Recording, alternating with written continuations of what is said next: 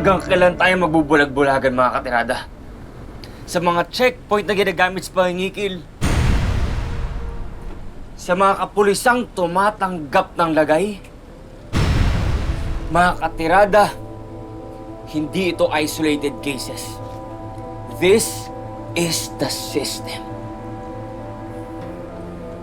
At sa mga gumagawa nito, I promise you na hindi kami titigil hanggang sa makulong kayo o malunod kayo sa sarili niyong anino.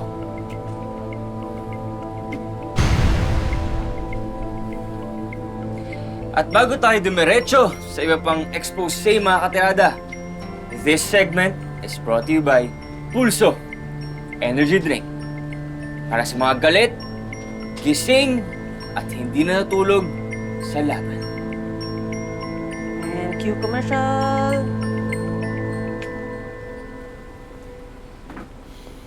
Andrew, nag-reply na yung friend ko sa transportation office tungkol sa plate number na pinapacheck mo. Patayin yan.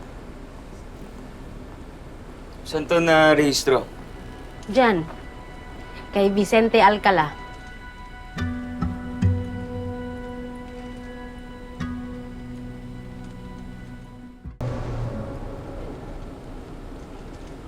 Okay, thank you. Ako nang bahala dito, Eli. Andrew, magsabi ka nga ng totoo. May tinatrabaho ka bang expose na hindi namin alam? Wala, bakit? So, hindi mo yan kilala? Hindi pa, bakit? Kikilalanin ko pa lang. Teka, bakit ba? Well, you know me, yung mga pinapahanap mo sa akin, bina-background check ko. So yan si Vicente Alcala, he's not just anyone. He's the biggest supplier ng ammunition sa Pilipinas. At kung tawagin siya ng mga tao, Ninong.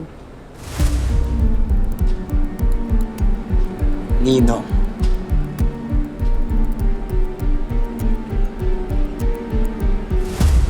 Ninong.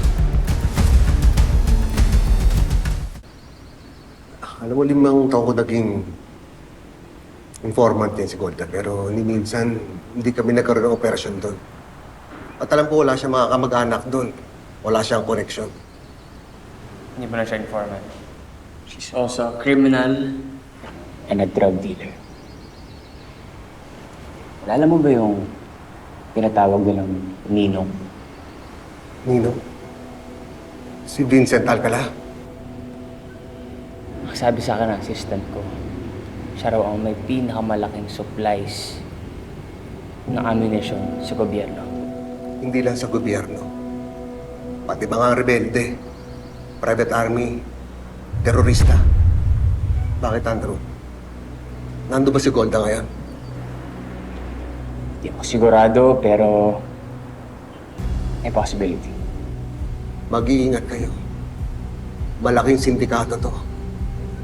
At si Joey, alam natin mapusok yun. Hindi magpapatalo. Ikaw muna bahala sa kanya. Andrew, hindi kayo sasantuyin itong taong to.